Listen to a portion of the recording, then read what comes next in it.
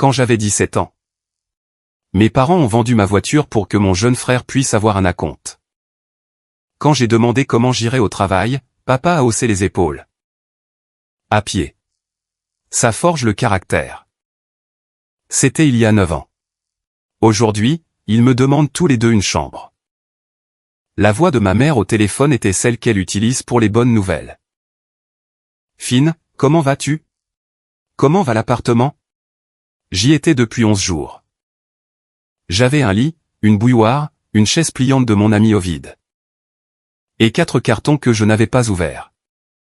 Et j'étais assis par terre à manger des frites dans le papier parce que les assiettes étaient dans un des cartons.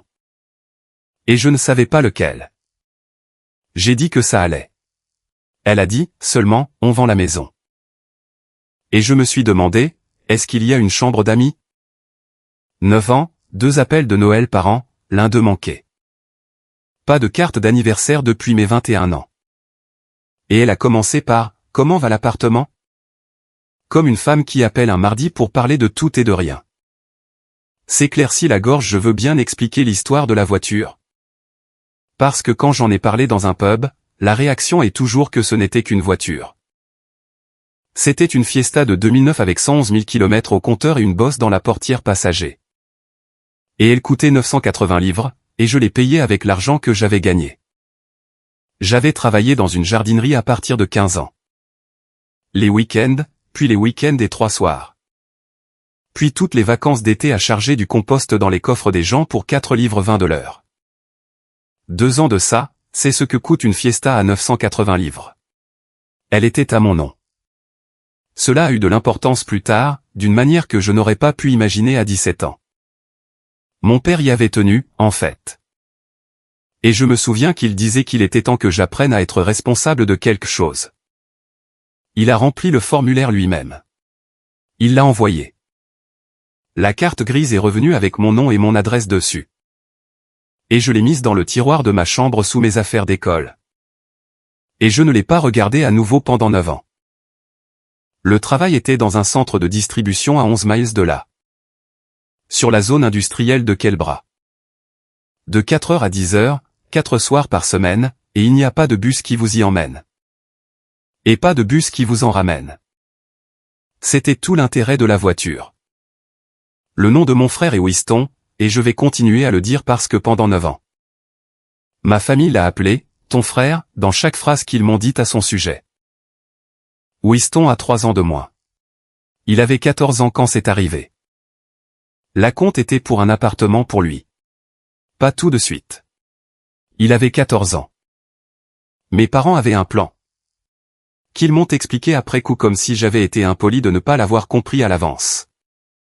Où ils mettaient de l'argent de côté pour que Winston ait un acompte à 18 ans et ne soit pas coincé comme tout le monde. Le plan ne m'incluait pas. J'avais 17 ans et il me restait 2 ans. Et il n'y avait aucune version de ce plan dans laquelle quoi que ce soit était mis de côté pour moi. Et cela n'avait jamais été mentionné à aucun moment. Je suis rentré d'un service un jeudi d'août et la voiture n'était pas dans l'allée. J'ai demandé, et ma mère a dit depuis l'évier sans se retourner. Ton père l'a vendue. C'est tout. C'est comme ça que je l'ai découvert. 6 mots d'une femme qui faisait la vaisselle. Il était dans le salon. Je suis entré et je lui ai demandé, et il m'a dit. Tout à fait raisonnablement et sans aucune hostilité, qu'elle était partie pour 1100 livres. Ce qui était 200 de plus que ce que j'avais payé, et il en était content. Il l'a mentionné 2 fois, et que l'argent était allé sur le compte de Winston. J'ai dit qu'elle était à moi, et mon père a dit, tu vis dans ma maison. J'ai demandé comment j'étais censé aller au travail. Et il a haussé les épaules et a dit le truc sur le caractère. J'ai fait le trajet à pied 2 fois. C'est 11 miles. Ça m'a pris 2h50 le vendredi. Le long de la route nationale sans trottoir sur environ 4 d'entre eux, en août. Avec des chaussures de travail, pour commencer un service de 16h à 22h. Je suis arrivé à 15h50 avec ma chemise trempée de sueur. Et je suis resté dans la cour à boire de l'eau à un robinet pendant environ 5 minutes avant de pouvoir entrer. Ensuite, j'ai fait 10 heures sur une ligne de préparation de commandes. Et j'ai fait la plus grande partie du retour à pied. Et j'ai été pris en stop pour les 3 derniers miles par un chauffeur nommé Ovid. Que je ne connaissais pas à l'époque, et que je connais maintenant depuis 9 ans. Et qui m'a donné la chaise pliante dans mon appartement.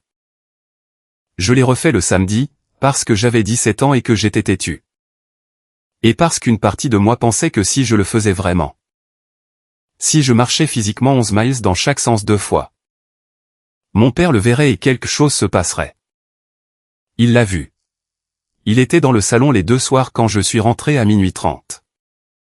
Le 2e soir, il a dit, je te l'avais dit, et il est retourné à la télé. C'est la seule chose que mon père m'ait jamais dite à ce sujet. 2 mots, il y a 9 ans, depuis un fauteuil. Le dimanche, j'ai appelé le chef d'équipe et j'ai dit que je ne pouvais plus le faire. Et il a été très compréhensif et a dit que si je trouvais une solution, je pouvais revenir. J'ai trouvé un travail dans un magasin en ville à la place, pour moins d'argent et moins d'heures. Et je suis resté à la maison pendant 9 mois de plus parce que j'avais 17 ans et nulle part où aller. Et puis, le 2 mai, la semaine après mon 18e anniversaire, j'ai emménagé en colocation avec 3 inconnus, et je n'ai plus jamais vécu sous ce toit. Personne ne m'a arrêté. Personne n'a appelé. Ma mère m'a aidé à faire mes bagages, en fait. Elle a été parfaitement gentille. Elle a fait des sandwichs, et je n'ai jamais compris ce qu'elle pensait qu'il se passait. Les 9 années qui se sont écoulées sont la partie que les gens sautent. Et c'est la partie qui explique pourquoi je ne les ai pas simplement appelés pour demander. Ce n'était pas une dispute. Il n'y a pas eu de scène. Personne n'a jamais dit, on ne se parle plus. Ce qui s'est passé, c'est que j'ai déménagé le 2 mai et que j'ai appelé à la maison le dimanche. Et ma mère était heureuse d'avoir de mes nouvelles et m'a posé des questions sur la colocation. Et j'ai rappelé 15 jours plus tard, et elle était à nouveau heureuse. Et puis j'ai appelé une 3e fois, et elle était occupée et a dit qu'elle rappellerait. Et ne l'a pas fait. C'est tout ce qu'il faut. Une personne arrête d'initier, et l'autre se lasse à des vitesses légèrement différentes. Étage 11 mois plus tard, vous vous rendez compte que les 4 derniers appels venaient tous de vous. Alors, j'ai arrêté pour voir, et rien ne s'est passé. Rien ne s'est passé pendant 4 mois, et puis c'était Noël. Et ma mère a appelé et a été adorable pendant 25 minutes. C'est devenu le schéma. 2 appels par an, tous 2 de sa part, tous 2 parfaitement chaleureux. Aucun ne contenant une seule question sur comment j'allais vraiment. J'ai été licencié à 22 ans, et il ne le savait pas. J'ai passé mon FGAS, et il ne le savait pas. J'ai été à l'hôpital pendant 4 jours à 24 ans avec une main infectée par un bord de serpentin. Et je n'en ai parlé à personne dans ma famille, et ça ne m'est pas venu à l'esprit. C'est ce que 9 ans de ça font. Ce n'est pas dramatique. C'est un arrangement lent, mutuel. Entièrement confortable dans lequel personne n'a à dire quoi que ce soit de difficile. Et les 2 parties peuvent honnêtement dire qu'il n'y a pas eu de dispute. Et la chose utile à propos d'un fils qui s'est arrangé de cette manière, je le comprends maintenant. C'est qu'il ne demande jamais rien. Il n'appelle pas pour le courrier. Il ne se présente pas. Il n'a, à aucun moment en 9 ans, une seule raison de consulter son propre dossier de crédit. Je suis maintenant ingénieur CVC. Climatisation, récupération de chaleur, réfrigération commerciale. J'ai obtenu mon niveau 2 à 20 ans et mon FGAS à 22 ans, et je suis sur le terrain depuis. C'est un bon métier, et je suis bon dans ce que je fais. Et il m'a fallu 11 ans pour pouvoir dire cette phrase. L'appartement est un T2 au-dessus d'une friterie. Et c'est la première chose que j'ai jamais possédée. J'ai finalisé l'achat un jeudi d'avril. Et je me suis assis par terre ce soir-là avec une canette et j'ai pleuré tout seul pendant environ 10 minutes. Ce que je n'avais dit à personne jusqu'à présent. Pour l'acheter, j'ai dû passer une vérification de crédit. C'est tout le mécanisme de tout ce qui suit. Et je veux être clair que cela s'est produit dans cet ordre. Je ne suis pas allé chercher. J'ai demandé un prêt hypothécaire pour un appartement au-dessus d'une friterie. Et un courtier dans un centre commercial a sorti mon dossier sur un écran, l'a retourné et a dit. Bon, tout va bien. Vous êtes au courant de celui-ci? Il y avait un prêt personnel dessus, 38 000 livres sterling, ouvert le 11 mars, 4 mois plus tôt. Dans une agence à 400 miles de là. Paiements tous à jour, jamais un jour de retard, 11 paiements effectués. J'ai dit, ce n'est pas à moi.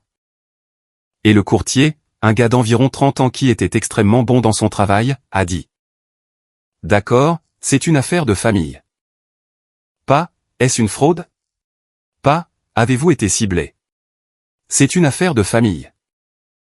Il avait déjà vu ça. C'est ce qui m'a arrêté dans cette chaise. Il l'a dit de la voix d'un homme qui demande si la chaudière a été entretenue. J'ai reçu le dossier complet en environ 11 jours, 4 comptes, pas un, 4 sur 9 ans. Une carte de crédit ouverte en 2017, limite de 2000. Utilisée jusqu'à environ 1008 cents et soldée sur 14 mois et fermée.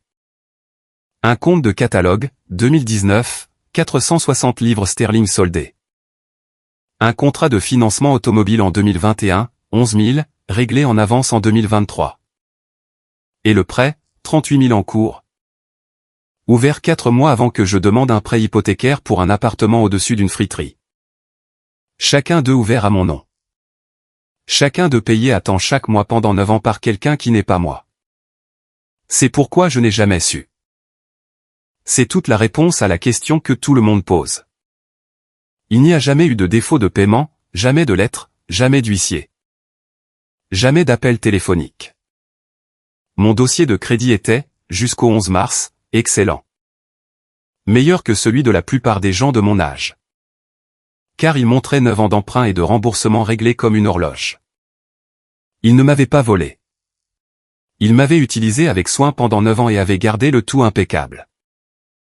J'ai fait le calcul des 4 comptes un soir avec un bloc-notes parce que je voulais connaître la taille réelle de la chose. Total emprunté à mon nom sur 9 ans, 52 160 livres sterling. Total remboursé, 45 000 et quelque chose, car le prêt est toujours en cours. Total des intérêts payés au prêteur sur l'argent emprunté à mon nom. Je l'ai estimé à environ 9 500, bien que ce soit approximatif.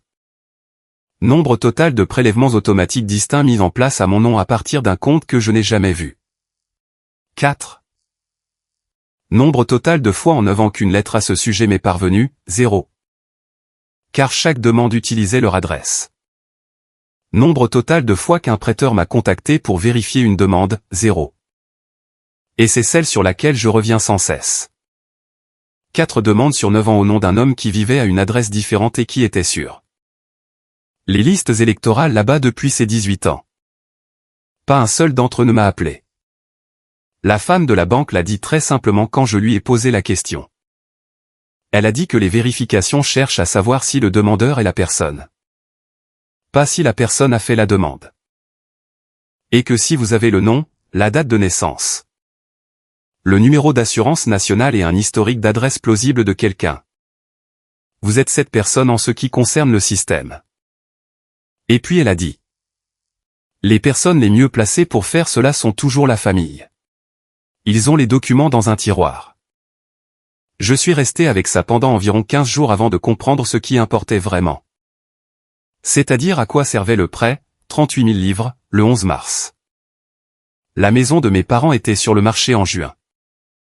Ma mère m'a appelé pour une chambre d'amis en juillet. Donc, le 11 mars, 4 mois avant de vendre, mon père a emprunté 38 000 livres à mon nom. Vous n'empruntez pas 38 000 livres 4 mois avant de vendre une maison. À moins que la maison ne couvre pas quelque chose. Les 11 jours entre l'écran du courtier et le dossier complet ont été les plus étranges de ma vie. Car je les ai passés à construire des explications innocentes, et j'étais plutôt doué pour ça. Vol d'identité, une véritable violation de données. Mes coordonnées avaient été dans la fuite de 2019 d'une entreprise à qui j'avais acheté une bobine. J'avais reçu l'email à ce sujet. Quelqu'un avait mon nom et avait accumulé 38 000 livres de dettes. Et remboursé pour le maintenir en vie, ce qui est une chose qui arrive apparemment. Pour construire un profil avant un plus gros coup. C'était ma théorie de travail pendant environ 9 jours, et c'était complètement plausible. Et je la préférais énormément parce que l'alternative exigeait que les paiements aient un sens. Et ils n'ont de sens que d'une seule manière. Personne ne vole votre identité pour ensuite effectuer 11 paiements consécutifs à temps.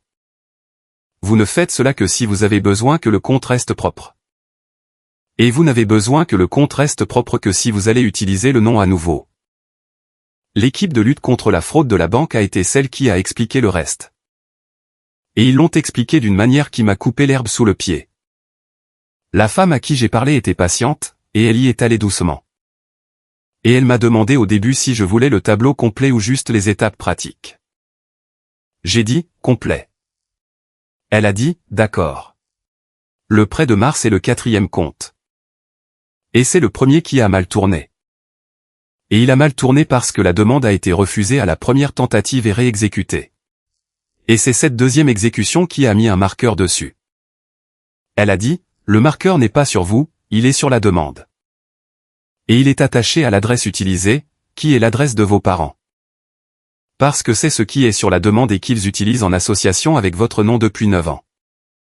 Et elle a dit, c'est pourquoi ils ne peuvent pas refinancer. J'ai dit, pardon? Et elle a dit, eh bien. C'est généralement pourquoi les gens nous appellent. Il y a un marqueur de fraude sur une adresse et un nom. Et cela bloque quelque chose qu'ils veulent faire.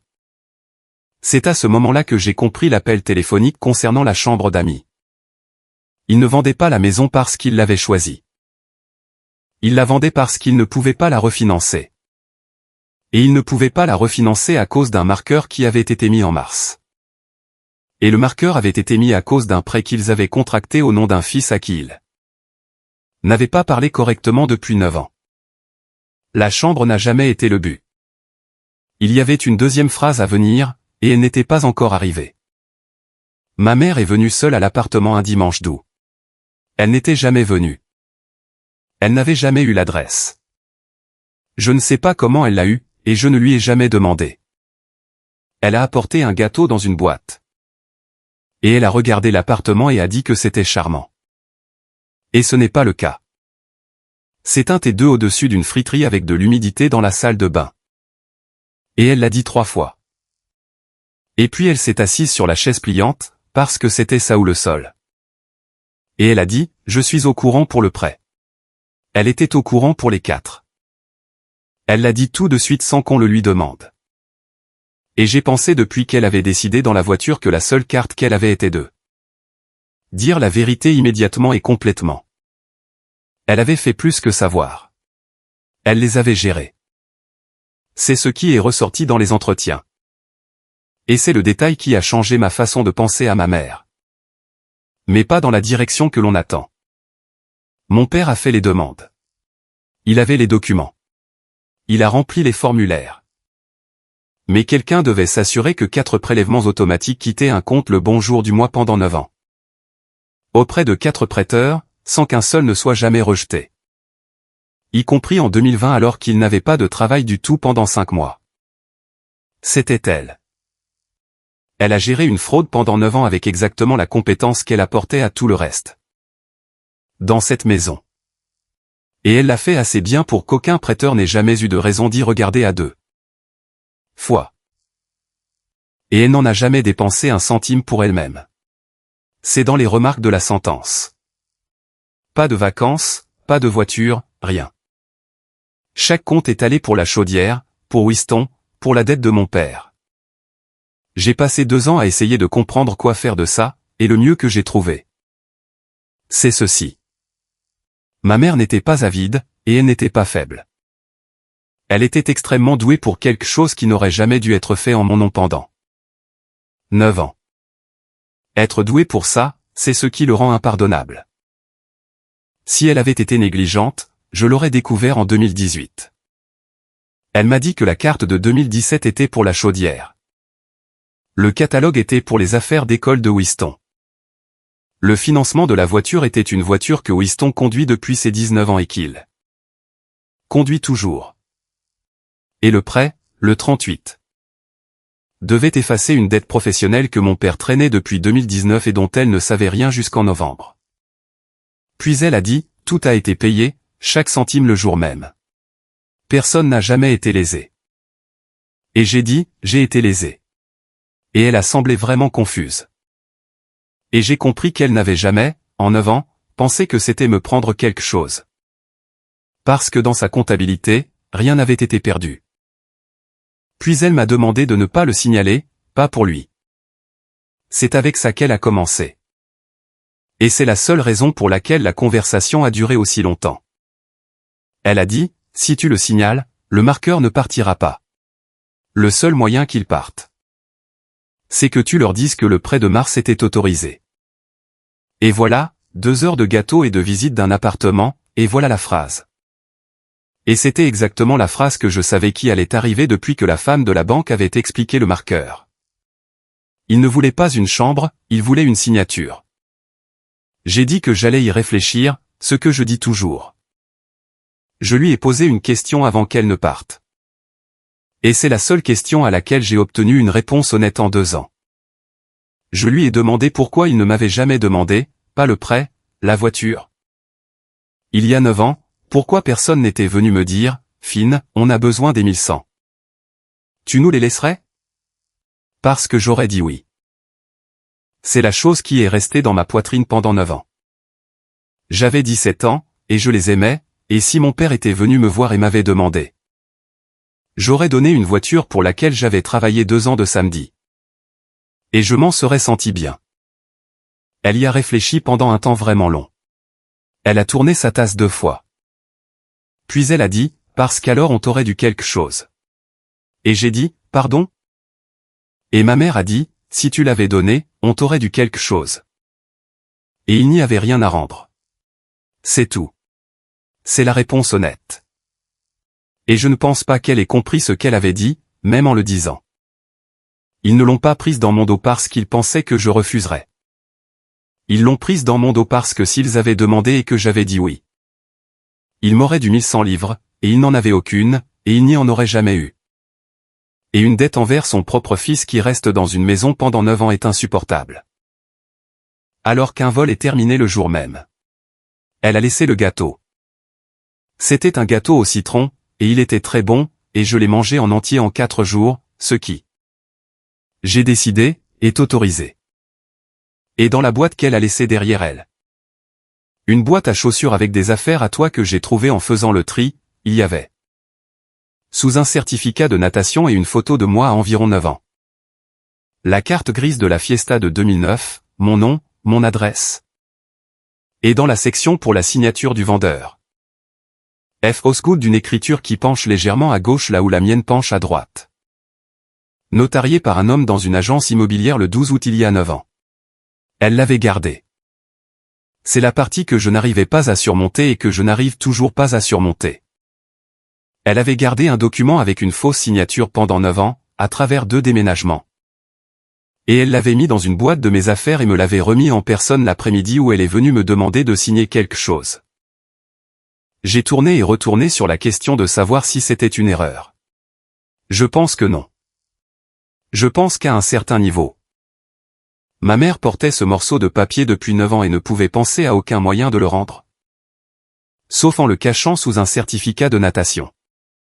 Je me suis assis par terre dans l'appartement avec la carte grise d'un côté et le rapport de fraude ouvert sur l'ordinateur portable de l'autre. Et je n'ai touché ni l'un ni l'autre pendant 2 jours. Voici ce que j'ai réellement pesé, et je vais être honnête sur l'ordre. Parce que l'ordre n'est pas flatteur. Premièrement, mon propre dossier. Pas le principe, le dossier. J'avais une offre de prêt hypothécaire pour un appartement au-dessus d'une friterie et 38 000 livres de la dette de quelqu'un d'autre à mon nom. Et je ne savais pas si je pouvais garder l'appartement. Deuxièmement, mon père, et ce que je ressentais pour mon père était, et cela m'a surpris. Presque rien. Il a dit, marche, ça forge le caractère, à un jeune de 17 ans. Et il ne m'avait pas dit un seul mot dont je me souvienne en 9 ans. Il n'y avait aucune décision à prendre à son sujet. Troisièmement, ma mère. Et c'est là que je suis resté bloqué pendant 2 jours parce que tout dans cette boîte à chaussures venait d'elle. Elle avait gardé le certificat de natation. Elle avait gardé une photo de moi à 9 ans. Elle avait aussi pendant 9 ans signé. Posté et payé des comptes au nom d'un fils à qui elle ne parlait pas et avait su exactement ce qu'elle faisait chaque mois et ne l'avait jamais mentionné une seule fois. Ces 2 choses sont la même femme. J'ai déposé le rapport le mercredi. Ça a pris 40 minutes sur un formulaire et 11 minutes au téléphone, et c'était, en fait, la chose la moins dramatique de toute cette histoire. Ils m'ont demandé si je souhaitais nommer les personnes que je croyais responsables. C'est la question. Tout le monde imagine cela comme un énorme moment moral. Et c'est un champ sur un formulaire avec une limite de caractères. J'ai tapé 2 noms. J'ai appelé ma mère la nuit avant de déposer. Ce que personne ne sait et que je n'ai jamais dit à personne jusqu'à présent. J'avais le formulaire ouvert. Je l'avais ouvert depuis 2 jours, et je l'ai appelée vers 9h30. Et elle a répondu à la 2e sonnerie, comme le font les gens qui attendent. Je ne lui ai pas dit ce que j'allais faire. Je veux être clair là-dessus. Je ne l'ai pas prévenue parce que la prévenir aurait été un acte différent avec un nom différent. Ce que j'ai fait, c'est lui donner une chance de plus de dire la chose. J'ai dit, « Maman, y a-t-il quelque chose que tu veux me dire sur le prêt de mars ?» Ce qui est, je sais, une question injuste. C'est un piège. C'est la question que vous posez quand vous avez déjà la réponse. Et elle a dit, « Je t'ai tout dit, mon chéri. Tout a été payé. Tout a été payé. » La 3e fois qu'elle le disait. Les mêmes 5 mots 3 fois en 9 jours. J'ai dit, d'accord. Et nous avons parlé de ça un peu et j'ai dit, bonne nuit. Et je l'ai déposé le matin. Si elle avait dit une phrase différente, si elle avait dit, j'ai signé ton nom, Finn. Et je sais que c'est mal depuis 9 ans, je ne sais honnêtement pas ce que j'aurais fait. Et je n'ai jamais eu à le découvrir, et je n'en suis pas désolé. L'enquête a duré 14 mois. Les 14 mois n'ont été pour la plupart rien. Et le rien est la partie à laquelle personne ne vous prépare. Vous remplissez un formulaire, et vous imaginez une machine qui se met en marche. Ce qui se passe en réalité, c'est que vous obtenez un numéro de référence, et puis, pendant 1 an. Vous recevez des lettres toutes les 11 semaines qui disent que l'affaire reste sous enquête et qu'aucune autre action n'est requise de votre part pour le moment. J'ai reçu 11 de ces lettres. Je les ai toutes gardées dans le tiroir avec la carte grise, et au milieu de tout ça, je devais continuer à vivre. J'ai installé un système de récupération de chaleur dans une maison de retraite en novembre et j'ai fait un travail complet de réfrigération commerciale pendant Noël chez un boucher. En travaillant le 23 et le 24, ce que j'aurais fait de toute façon. Mon ami Ovid m'a demandé une fois, dans une camionnette, vers février, si je le regrettais. J'ai dit, non. Et puis, environ 4 miles plus tard, j'ai dit que je regrettais que ce soit un courtier dans un centre commercial. Parce que c'est ça le truc. Je n'ai pas trouvé ça. Je n'ai rien remarqué, rien compris, ni eu le moindre soupçon en 9 ans. Un jeune d'une 20aine d'années dans une unité commerciale a retourné un écran parce qu'il faisait son travail correctement. Et c'est la seule raison pour laquelle tout est sorti. Si j'avais loué pendant encore 5 ans, mon père aurait continué à emprunter. Et ma mère aurait continué à payer, et tout aurait continué jusqu'à ce que l'un demeure. C'est ce qui brise vraiment la chose à la fin, pas la conscience. Une demande de prêt hypothécaire. Mon père a été interrogé 2 fois et averti. Il n'a jamais donné d'autre version que de confirmer que les comptes existaient et qu'il les avait gérés. Et sa position tout au long a été qu'il y avait droit parce que. Et c'est une citation directe du résumé, et c'est la phrase la plus osgood jamais prononcée. C'était un emprunt du ménage. Ma mère a été accusée de 3 chefs de fraude par fausse déclaration. Elle a plaidé coupable à la première audience et a obtenu une ordonnance de travail d'intérêt général de 12 mois avec 120 heures. Et le juge a déclaré dans sa sentence qu'elle avait subi une pression financière importante de la part d'un partenaire qui n'était pas devant le tribunal. Et que c'était, à son avis, une affaire concernant un ménage plutôt qu'un individu. Elle a fait les 120 heures dans une boutique de charité. La maison a été vendue aux enchères en novembre pour 11 000 de moins que le prix indicatif. Car un marqueur de fraude sur une adresse n'aide pas non plus à vendre une maison. Il loue maintenant, à 2 villes de là, un bungalow. Mon dossier a été effacé en janvier, 14 mois après le rapport. Les 38 000 ont été retirés en 11 semaines. Le marqueur a pris le reste. L'appartement a été finalisé 6 semaines plus tard que prévu et m'a coûté 410 livres de frais juridiques supplémentaires. C'est tout le résultat matériel. 410 livres et 6 semaines contre 3 chefs d'accusation criminels et ma mère dans une boutique de charité. Personne ne vous prévient que les chiffres ne s'équilibrent pas. Tout le monde pense qu'il y aura un moment où quelqu'un sera amené à comprendre. Il n'y a pas de tel moment. Il y a un formulaire avec une limite de caractères, puis 14 mois de rien, puis une lettre. Winston m'a écrit une fois pendant l'enquête, 2 pages. Il a 23 ans maintenant, et il a une voiture, un appartement et un acompte, et je veux être juste. Il ne savait pas. Il ne savait vraiment pas. Et la lettre se lit comme celle d'un homme qui a découvert quelque chose d'énorme sur sa propre vie dans la vingtaine et qui n'a nulle part où le mettre. Il m'a demandé si j'avais su depuis le début qu'il obtenait des choses que je n'obtenais pas. Je n'ai pas encore répondu. Ça fait 11 mois, et la lettre est dans un tiroir avec la carte grise. Je répondrai. J'ai commencé environ 4 fois. Le problème, c'est que la réponse honnête est oui. Évidemment, je le savais à 17 ans, et je le sais tous les jours depuis. Et il n'y a aucun moyen d'écrire cela sans que cela ne tombe sur un jeune de 23 ans comme une accusation sur quelque chose qu'il n'a pas fait et qu'il n'aurait pas pu arrêter quand il avait 14 ans. C'est le seul d'entre eux qui m'ait posé une vraie question. Ma mère a appelé 5 fois depuis la sentence. J'ai répondu 2 fois. Les 2 fois, elle a parlé de choses ordinaires pendant environ 20 minutes, puis à la toute fin. Elle a dit quelque chose comme « On est toujours tous là, tu sais ?» Et j'ai dit que je savais, et nous avons raccroché. Elle ne s'est jamais excusée, et j'ai arrêté d'attendre. Et j'ai aussi arrêté d'être en colère à ce sujet. Parce que j'ai compris il y a environ 1 an qu'elle ne peut pas. Des excuses exigeraient qu'elle dise que quelque chose a été pris. Et dans son calcul, rien n'a jamais été pris parce que chaque compte a été payé le jour même. Chaque mois pendant 9 ans. C'est la chose que j'ai dû tenir et que je ne peux pas lâcher.